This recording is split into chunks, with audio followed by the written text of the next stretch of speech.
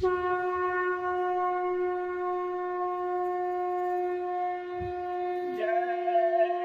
गुरुदेव। जय गुरुदेव।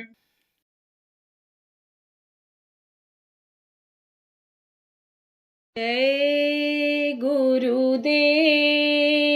जय गुरुदेव। लिखने वाले तू हो के दयाल लिख दे, मेरे हृदय बिच सतगुरु का प्यार लिख दे। लिखने वाले तू हो के दयाल लिख दे, मेरे हृदय बिच सतगुरु का प्यार लिख दे। माथे पे लिख दे ज्योति गुरु की, माथे पे लिख दे ज्योति गुरु की।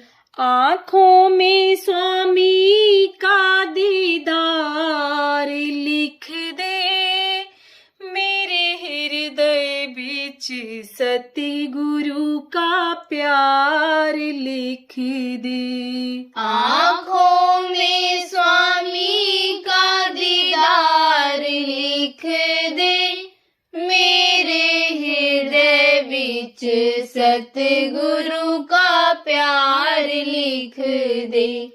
जीभ्या पे लिख दे नाम गुरु का, जीभ्या पे लिख दे नाम गुरु का।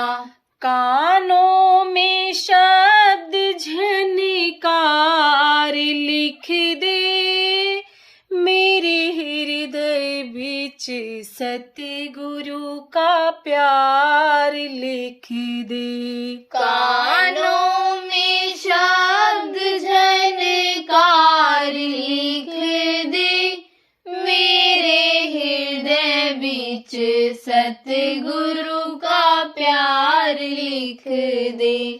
हाथों पे लिख दे सेवा गुरु की, हाथों पे लिख दे सेवा गुरु की। तन मन धन उन पर वार लिख दे, मेरे हृदय बिच सतगुरु का प्यार लिख दे।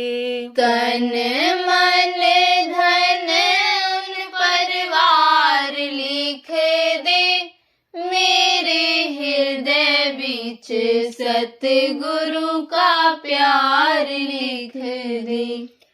एक मत लिखना मेरे गुरु का बिछुड़ना, एक मत लिखना मेरे गुरु का बिछुड़ना। चाहे तो सारा संसार लिख दे, मेरे हृदय बिच सतगुरु का प्यार लिख दे। चाहे तो सारा संसार लिख दे, मेरे हृदय बिच सतगुरु का प्यार लिख दे। लिखने वाले तू हो के दयाल लिख दे, मेरे हृदय बिच सतगुरु का प्यार लिख दे। लिखने वाले तू हो के दयाल लिख दे, मेरे हृदय बिच सतगुरु का प्यार लिख दे। जय गुरुदेव। जय गुरुदेव।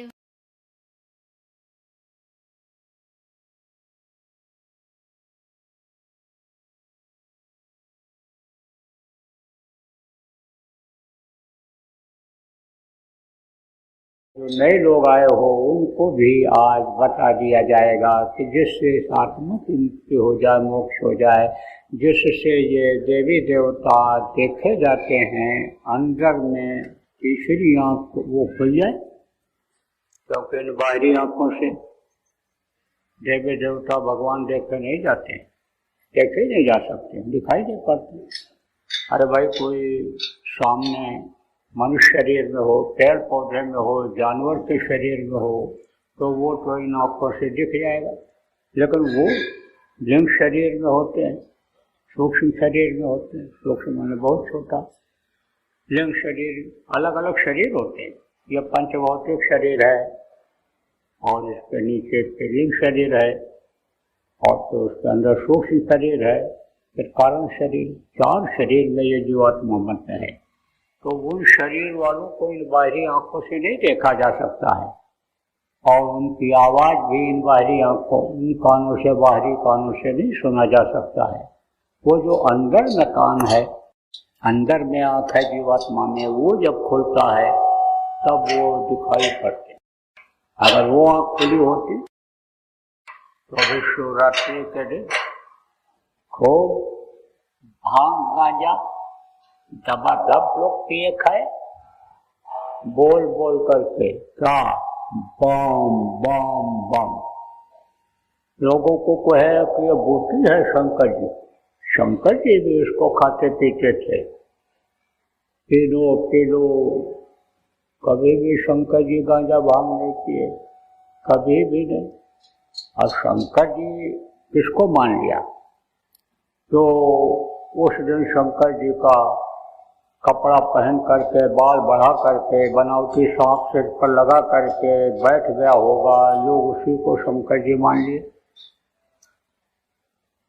शंकर जी को पत्थर में मान लेते हैं, हम आलोचना नहीं करते, लेकिन सही बात तो बतानी पड़े। भाव से भक्ति होती है, भक्ति से भगवान मिलते हैं, ये बात सत्य है। लेकिन जो सत्य है उसको कहना पड़ता है। वही मूर्ति पत्थर की बनी हुई हो चाहे मिट्टी की बनी हुई हो, शंकर जी की वही शिवलिंग पत्थर का अगर बोलने लग जाता कि तुम गांजा पीकर नहीं आओगे, भांग खाकर नहीं आओगे, नशे में दारू पीकर हमारे पास नहीं आओगे तो देख लो एक त्रिशूल। तो कोई पूजा करता? ये कभी गंजेड़ी बंगेड़ी शराबी पूजा पाठ न करते, लेकिन वो तो ऐसे ही देवता को देवता मान लिया, न बोले न डोले, न कुछ कहो न सुने न। तो चलो ठीक है, कम से कम धार्मिक भावना तो है। भारत देश में धार्मिक भावना लोगों में है, इसीलिए ये धार्मिक देश कहा जाता है। भगवान का नाम कोई न कोई रूप में आदमी लेता है और जो भगवान का नाम लेने वाले परिवार में होते हैं उन्हीं के बदौलत जो नास्तिक बच्चे हो रहे हैं, किसी को नहीं मान रहे हैं, उनको भी उन्हीं के प्रताप से रोटी दाल मिल रही है। शंकर जी की ये जो बूटी कहते हो, अगर कोई भ्रम और भूल में हो तो ये वो कभी नहीं इस्तेमाल किए। वो तो अलग से हैं, मस्ती में डूबे, होश कब है उन्हें जिंदगी का। वो तो नाम का रस पीते हैं, नाम का रस, हम ये रस जिसको कहते हैं, जिसको पीने के बाद, जिसको ग्रहण करने के बाद, जिसका रस लेने के बाद अन्य नशा उतरता ही नहीं है। नानक साहब कौन थे? नानक साहब गुरु थे, समर्थ गुरु नानक साहब थे। नानक साहब ने कहा भांग बखोरी सुरापान उतर जाए प्रभात, नाम कुम्हारी नानका चढ़ी रहे दिन रात। नाम का जो नशा चढ़ता है वो कभी नहीं उतरता। और भांग का नशा रात को कोई खाए, शराब कोई पिए तो सुबह उतर जाता है, लेकिन नाम का नशा हमेशा मस्त रखता है, तो वो तो मस्त रहते हैं। शंकर जी को तो अब लोगों ने आदमी में देखा, आदमी मान लिया, पत्थर मान लिया, मिट्टी की मूर्ति बना दिया, जगह जगह पर ऐसे समझ। लेकिन शंकर जी हैं कौन, इसको भी अब बताना जरूरी हो गया। देखो, शंकर जी इस सृष्टि के संहार करता है। संहार करता किसको कहते हैं? खत्म करने वाले। जो जस कीन सो तस फल चाखा, कर्म प्रधान विश्व रच राखा। अच्छा कर्म करता है, स्वर्ग वैकुंठ जाता है। बुरा कर्म करता है, नरकों में जाता है। आप ये समझो अच्छा कर्म करता है, योग साधना करता है, आराम से प्राण निकलते हैं। उतना नहीं कर पाता है, योग साधना नहीं कर पाया, सब योग नहीं कर पाया, धर्म की है, धर्मनिष्ठ है, धर्म का मानव धर्म का पालन करता है, सत्य बोलता है, हिंसा हत्या नहीं करता है, परोपकार करता है, सेवा भाव जिसके अंदर में है, उसके आंख कान मुंह से प्राण निकलते हैं। और जो पापी को कर्मी होते हैं उनके प्राण यमराज के दूत आकर के मार मार करके कूट कूट करके टट्टे पेशाब के रास्ते से निकालते हैं। तो यह सब किसके कहने के अनुसार चलते हैं, किसके नियम के अंतर्गत हैं? यह यमराज और ये जितने भी हैं, यह सब शिव जी के अन्य नियम के अनुसार चलते हैं, उनके बताए नियम से काम करते हैं। वो किसी को बख्शते नहीं, लेकिन उनके अंदर दयाधार है, क्योंकि तो देवता है। देवता क्या होता है? जो लेता ही है सब। और देवता किसको कहते हैं? जो देता है। देता है वो देवता होता है। लेकिन देवता किसके बनाए हुए हैं? ये सब काल भगवान से बनाए हुए हैं। काल भगवान किनको कहा जाता है? काल उन्हीं को कहा जाता है जो इस दुनिया संसार को बनाए, पल भर में बना दें, पल भर में मिटा दें, वो काल कहलाते। पूरे ये जो दुनिया की सृष्टि है उनके हाथ में है। जितने भी जीव हैं इस समय सब उनके हाथ में है। उन्हीं के चलाने पर चलना पड़ता है। उन्हीं ने ये देखो पेड़ पौधे धरती आसमान बनाए, उन्होंने ही ये मनुष्य शरीर भी बनाया। जब उनकी मौज हुई तो उन्होंने एक बार मौका हमको आपको दे दिया कि जिससे अपनी जीवात्मा का कल्याण कर लें, साफ सुथरा रख करके इसको और समृद्ध गुरु को खोज करके नाम दे करके नाम की कमाई करके आत्मा को परमात्मा तक पहुंचा दें। एक बार मौका उन्होंने दिया है, तो उनका नाम है काल।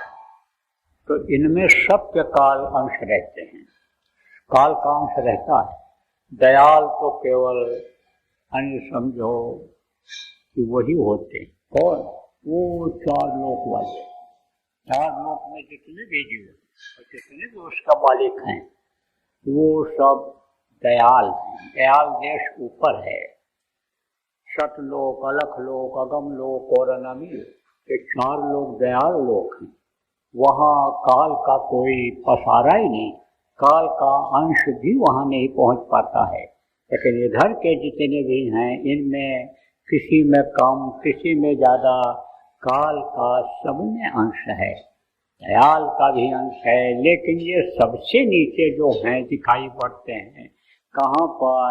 यानी समझो उदास्थान पर दक्षिण दिशा में जो चार दल कमल जिस पर गणेश और ये बैठे हुए हैं, कौन?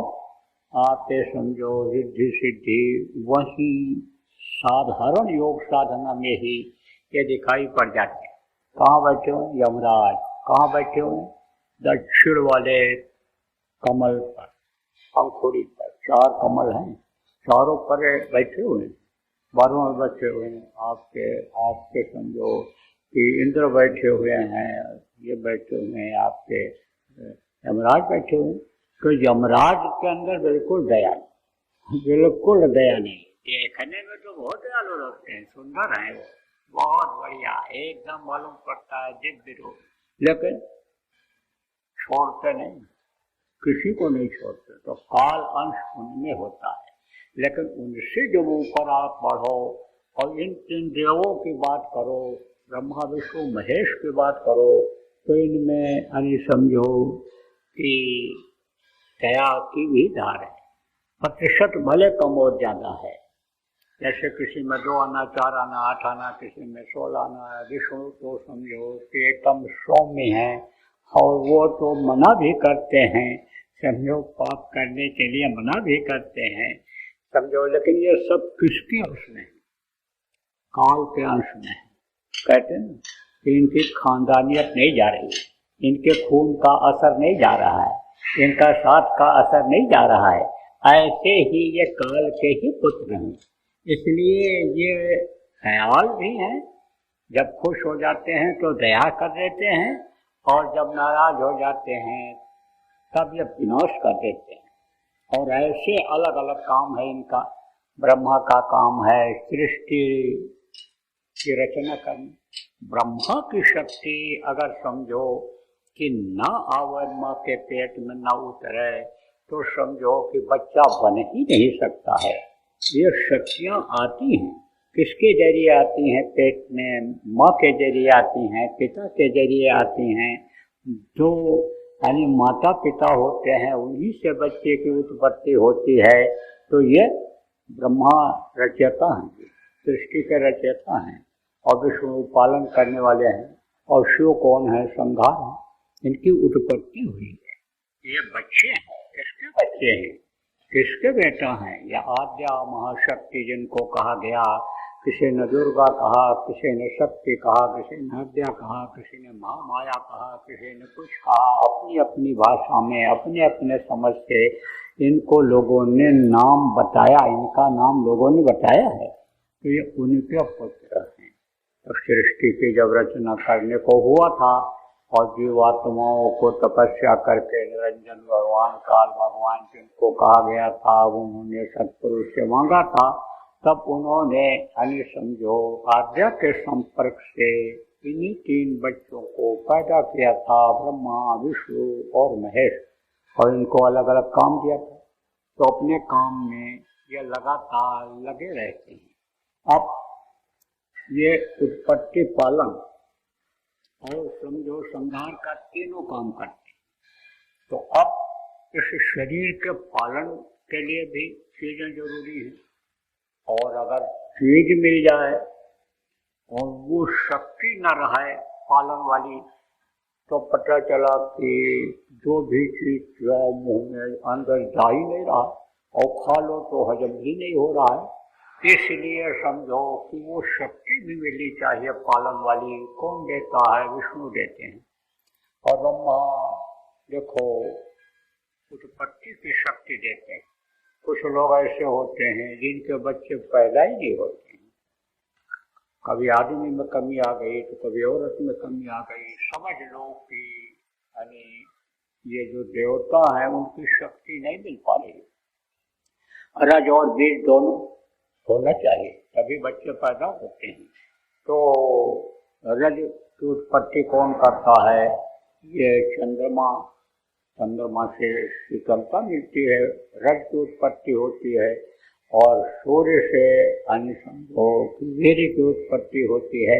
लेकिन इनकी उत्पत्ति भी हो जाए और ब्रह्मा अगर न चाहें तो बच्चे नहीं पैदा होते। कुछ लोग ऐसे होते हैं कि जो खाते भी हैं लेकिन ठीक से हजम नहीं होता है, जिनमें यानी समझो कि शक्ति नहीं मिल पाती है, वो उनका यानी पालन ठीक से नहीं हो पाता है। आप ये समझो संहार में भी देखो, जो नहीं समझ पाते हैं, जान पाते हैं प्रकृति के नियम को, जैसे यानी जितने भी जीव बनाए लोगों के मनुष्य के हित के लिए बनाए, अब उनको जो लोग मारने लगते हैं, काटने लगते हैं, खाने लग जाते हैं, समझो कि उन पर से दया हट जाती है। देखो बीमारियां किसको ज्यादा आती हैं? बीमारियां ज्यादातर मांसाहारियों को ही आती हैं। क्यों? क्योंकि मांस खाते हैं तो काटते हैं या कटा हुआ खरीद कर लाते हैं। चाहे काट करके खाओ, चाहे कटा हुआ खरीद कर लाओ, चाहे बनाओ, चाहे खिलाओ, खाओ, सबको पाप लगता है। तो वो जो पाप लग जाता है उससे वो नाराज हो जाते हैं। कौन नाराज हो जाते हैं? विष्णु नाराज हो जाते हैं। तो ठीक से पालन नहीं होता है, फिर वही लोग परेशान हो जाते हैं। तो समझ लो, जो जीवों को मारते हैं, काटते हैं, प्रकृति के नियम को तोड़ते हैं, इनके बनाए जीवों को मारते काटते हैं, आप समझो खाते हैं, उनको संहार उनका करते हैं। कौन करते हैं? शिव जी का देते हैं। समय से पहले अकाल मृत्यु में चला जाना पड़ता है। आप ये समझो, संहार करने का बहुत सा साधन है। संहार किसको कहते हैं? मारने का। जैसे गला दबा के लोग मार देते हैं, जैसे जहर खिला के लोग मार देते हैं, जैसे गोली मार देते हैं, जैसे चाकू मार देते हैं, या लाठी डंडा से मार देते हैं, ऐसे ही सजा देने के लिए कोई न कोई हथकंडा, कोई न कोई तरीका वो निकाल दिया करते। नहीं कुछ है तो इनके अंदर में है, किसके? इन्हीं तीनों देवों के अंदर में है। कौन अंदर में है? ये मेघराज बादल जिनको कहा गया, तो मेघराज बादल से ही कह देते हैं कि आप बरसना मत, आप समझो धरती से ही, धरती की तरफ ही इशारा कर दिया कि जरा सा ले जाओ। उसी में देखो घर गिरता है, घर के नीचे दबा मर जाते हैं, ऐसे जमीन फट जाती है, इसमें धस जाते हैं, चले जाते हैं, तो अकाल मृत्यु में चले जाते हैं। तो इनका काम है संहार करना, संहार करना। अब आपको विश्वास कैसे होगा? विश्वास कैसे होगा जो मैं बात कर रहा हूँ? अब आपको समझाता हूँ। देखो फिर, ये जो धार्मिक किताबें और ये जो संताएं हैं, ये झूठी नहीं हो सकती। संत की वाणी झूठा नहीं हो सकता है। अब ये जरूर है कि जैसे गोस्वामी जी महाराज ने रामायण लिखा, अब तमाम लोग उसके टीका टिप्पणी और ये करके या अपनी तरफ से उसको रोचक बना करके तमाम रामायण बना दिया, गीता में भी परिवर्तन कर दिया। लेकिन जो वो बोल करके गए महात्मा, जो उन्होंने सुनाया अनुभव, जो उन्होंने दिया, वो बातें गलत नहीं हो सकती। तो वो पुस्तकों के आधार, पुरानी पुस्तकों के आधार पर आप जानकारी कर सकते हो। इन लोगों का अंतर में समझो कि लोगों को दर्शन हुआ। किसका? ये जितने भी देवता हैं सबका दर्शन हुआ, क्योंकि ये सबके सब समझो इस शरीर को ही चलाते हैं। तो शरीर में रहते नहीं हैं, शरीर में ये ताकत भेजते हैं, अपनी शक्ति भेजते हैं, उससे ये शरीर चलता है, उसी शक्ति से, उसी ताकत से ये शरीर चलता है। तो तब वो दिखाई पड़ते हैं। आप ये समझो, वो जब उनकी ताकत को रोका जाता है, देखने का तरीका होता है, तो वो दिखाई पड़ते हैं। मोटी बात समझो, जैसे इस शरीर को चलाने वाली है श्वेत चक्र, जीवात्मा है, यहाँ पर आज्ञा चक्र जिसको कहते हैं, कंठ चक्र, हृदय चक्र, नाभि चक्र, इंद्रिय चक्र और गुदा चक्र। चक्र ऐसे किसको कहते हैं? ऐसे ही है, ऐसे जो चलता रहता है, ऐसे ये चक्र है, ये इसको चलाते हैं। ये जब चलाते हैं चक्र को, जब ये चलता है तब मल आप समझो कि ठीक से बाहर निकल जाता है, मूत्र ठीक से बाहर निकल जाता है। और ये जो चक्र है, यहाँ नाभि चक्र जिसको कहा गया, यही पेट नाभि ही मुख्य होता है, उसी के चारों तरफ सारे सिस्टम में जुड़े हुए हैं। मुख्य केंद्र समझो वही है। नाभि देखो इधर की उधर हो जाती है तो हाजमा खराब ही हो जाता है, फिर जल्दी ठीक नहीं होता है। तो वो नाभि चक्र पर उनकी परछाई पड़ती है, विष्णु की वो पालन का काम करते हैं। मुंह में से कोई भी चीज डालो पेट में जाता है तो वहाँ पर रस बनता है, उसी से खून बनता है, उसी से मांस बनता है, उसी से हड्डी में मजबूती आती है, और जब ताकत आती है दिमाग उसी से चलता है, बुद्धि उसी से बनती है, शरीर उसी से चलता है। तो आप ये समझो कि वो इस काम को करते हैं, उनकी परछाई पड़ती है विष्णु की, और ये शिव संहार का काम करते हैं तो समझो कि इन पर पड़ती है। आद्या की भी शक्ति यहाँ पड़ती है कंठ पर। आप ये समझो इस तरह से यानी इनकी शक्ति जो ताकत है उसके रेंज यानी पड़ती है, तो ये चक्र चलते रहते हैं। तो जैसे आजकल लोग रिसर्च किए चंद्रमा पर जाने का, और वहाँ शुक्ल पर जाने की तैयारी रिसर्च कर रहे हैं। बहुत सी चीज़ों को इन्होंने बनाया, जैसे देखो कपड़ा पहले इतना नहीं था, चरखा काट करके वो बनाना पड़ता था, फिर फैक्ट्रियाँ लग गई, दवाइयाँ ऐसी ऐसी बन गई, फिर रोग के लिए 30-30, 40-40 गोली रोज खाना पड़ता था, एक गोली ही एक काफी रहता, ऐसे रिसर्च हुआ। तो रिसर्च हुआ तो लोगों ने योग करना शुरू किया। तरीका किसने बताया? ऋषियों ने बताया। कहाँ से उनको मालूम पड़ा? वेद से। वेद से मालूम हुआ। वेद कहाँ से उतरा है? यह ब्रह्मा के मुंह से निकला है, यह ब्रह्मा को भी सुनाई पड़ा। कहाँ से? वहाँ से, ब्रह्म स्थान से। तो आप समझो प्रेमियों कि उससे इनको जानकारी हुई, तो इन्होंने क्या किया? प्राणों को खींचा, और जब खींचा तो प्राण ही यानी समझो कि चलाते हैं इनको। किस प्राण किससे चलते हैं? जीवात्मा के ताकत से चलते हैं, जो इन्हीं दोनों आंखों के बीच से देखी जा सकती है। सबसे यहाँ ऊंचे स्थान पर यहाँ बैठी हुई है ये जीवात्मा, सबसे ऊंचे स्थान से बैठी है, और इसके असर से ये उंगलियां अंगूठे तक की यहाँ चलती हैं पूरा।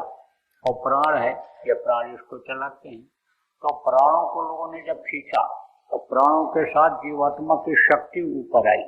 जब ऊपर शक्ति आई तो वो स्थान रुक गया, वो स्थान रुक गया। जैसे खून का दौरा बंद हो जाता है, ऊपर से यहाँ नहीं आता है, और अंगूठे में आप कांटा चुभ जाए, ठोकर लग जाए तो पता नहीं चलता है, यानी समझो खून का दौरा रुक गया। ऐसे ही जब वो यानी शक्ति खींची और नसें ये रुकी, दौरा रुका, तो वो रुक गई। क्या? वो कमल रुक गया, फूल रुक गया, चक्र रुक गया। तब उस पर गणेश जी का और रिद्धि सिद्धि का लोगों ने दर्शन किया और आगे बढ़े। नाभि चक्र पर पहुंचे तो ब्रह्मा सावित्री को बैठे हुए देखा उसी पर, गायत्री सरस्वती को बैठे हुए देखा उसी पर, और आगे बढ़े विष्णु और लक्ष्मी का दर्शन किया। जब ये रुका नाभि चक्र और हृदय चक्र जब रुका, तब शिव जी का दर्शन किया। आप समझो, ऊपर दूसरे तरह से है और नीचे दूसरे तरह से है, हार इनकी दूसरे तरह से पड़ती है। सिस्टम से कैसे है? जैसे ऊपर में सबसे ऊपर ऊपर में इनका जो स्थान है तीनों देवों का, वो इस तरह से है कि शुरू में इधर नीचे से जब जाओ तब शिव लोक पड़ता है। तभी तो ये जो जीवात्मा में आँख है उसको शिव नेत्र कहा है, क्योंकि उस पर जो कर्म के पर्दे लगे हैं वो नहीं उनको देखने देते हैं। वो जब हट जाते हैं तो शिवलोक सीधा दिखाई पड़ता है। तब लोगों ने कहा ये शिव नेत्र है, शिव जी को देखने वाला ये नेत्र है, ये आँख है। तो समझो कि शिव नेत्र समझो शिव को देखा जाता है। तो समझो कि देखा लोगों तो शिव जी यहाँ पर बैठे हुए इस जगह पर, यहाँ जब ये चक्र रुका लोगों ने देखा तो किससे देखा? अंदर वाली आँख से देखा। इसी तरह से आज्ञा का दर्शन किया, लेकिन बहुत समय हो गया, आगे नहीं बढ़ पाए। तो मैं आपको बता रहा था कि पहले शिव का लोक है और फिर ब्रह्मा का लोक है और फिर विष्णु का लोक है। ये इस तरह से है। और यहाँ नीचे जो है ब्रह्मा का है, यानी मूत्र स्थान पर ब्रह्मा का है, और यहाँ पर नाभि पर विष्णु का है, और यहाँ पर इनका संहारकर्ता का स्थान है। यहाँ पर देखो बहुत कुछ इस शरीर का संचालन यहीं से होता है और बंद भी यहीं से सिस्टम हो जाता है। कैसे? प्राण इस शरीर को चलाते हैं। अब मुख्य प्राण यहाँ पर होते हैं, यहाँ पर मुख्य प्राण यहाँ होता है। 10 प्रकार के प्राण हैं, 10 का जगह है अर्थात शरीर के अंदर वही काम करते हैं। तो मुख्य प्राण यहाँ है। तो जैसे मेन स्विच होती है, मेन स्विच को आप बंद कर दो तो सारे घर की बिजली गुल, सारे शहर की बिजली बंद। ऐसे ही मेन स्विच समझ लो इसको। ये प्राण अगर रुक गया तो समझो कोई भी प्राण काम नहीं करेगा, शरीर निर्जीव हो जाएगा। तो संहारकर्ता चूंकि यहाँ पर हैं, संहारकर्ता को यहाँ बनाया गया, बस संहार करना हुआ तो बस उन्होंने हुक्म दिया कि बस अब बंद हो जाता है। तो शिव जी की परछाई तो लोगों ने देखा। अब परछाई जब देखते हैं तो भी समझो कि ताकत लोगों में आ जाती है, वो कुछ न कुछ असर आ जाता है। क्या कहते हैं, किसी आदमी को नहीं देखे हो, आदमी को आप नहीं देखे हो, लेकिन आदमी की कोई तारीफ करे, महिमा गावे, उसके बारे में बताओ और उसका फोटो दिखावे, तो उसके तरफ आपका लगाव हो जाता है, उससे आपका प्रेम हो जाता है। देखो अब आजकल लोग ठगी करते हैं, आजकल कैसे ठगी करते हैं, औरतों के आवाज में बोल करके लड़कों को ठग लेते हैं, आपके समझो उनको जाल में फंसा लेते हैं। तो ठगी करते हैं, देखते नहीं है एक दूसरे को, लेकिन उनके पर लगाव पैदा हो जाता है। कोई भी बात करने लग जाए, अभी फोन करे, एक दिन बात करे और मन लग गया उधर, तो फिर दूसरे बगैर बात किया मन ही नहीं मानता है, मन बिल्कुल मानता ही नहीं है। तो नहीं भी देखा, लेकिन यह है कि लोगों ने जब उसकी महिमा गाई तब उनसे लोगों को प्रेम हो गया, तो कुछ न कुछ असर उसका आ जाता है। नहीं कुछ होता, नहीं कुछ मिले तो आप समझो हाथ पैर आँख कान उस निमित्त लगते हैं। मान लो गंगा स्नान के लिए जाना है, तीर्थों में जाना है, कहीं और जगहों पर जाना है, तो उतनी देर हाथ पैर गया ना धार्मिक भावना में, तो जो बुरे कर्म हाथ पैर आँख कान से बन गए थे कटे ना, कटते हैं जब यह कर्म तो उसका कुछ न कुछ फल लोगों को मिल जाता है। लेकिन जब संत मिल गए तो नीचे की साधना जब उन्होंने खत्म किया, आंखों के नीचे की ये साधना खत्म किया, प्राणायाम जब ये बंद किया, अष्टांग योग हठ योग कुंडलिनियों का जगाना जब ये उन्होंने बंद किया, और आंखों के बीच से जो रास्ता गया हुआ है, आँखी मध्य पाखी चमके, पाखी मध्य द्वारा पत्ते द्वारे दूरबीन लगावे उतरे भोजन पारा। अरे समझो कि आंखों के बीच से जो रास्ता गया हुआ है उस पर जब लोग चले तो जिससे कहा गया भवसागर से उस रास्ते पर चलने से पार हो जाना पड़ता है। भव बंधन ये बहुत जल्दी कट जाते हैं। आपने समझो कि बिना प्रयास हुए भव भंगा, अगर प्रयास का भव भंग हो जाता है। जब ऐसा रास्ता मिल गया और लोगों ने दृष्टि के साधना शुरू किया, साधकों ने शुरू किया, तब ऊपर की तरफ जब बढ़े तो जहाँ से इनकी परछाई शरीर के ऊपर अंगों पर पड़ती है, चक्रों पर पड़ती है, वहाँ जब पहुँचे तब उनके असली रूप को देखा।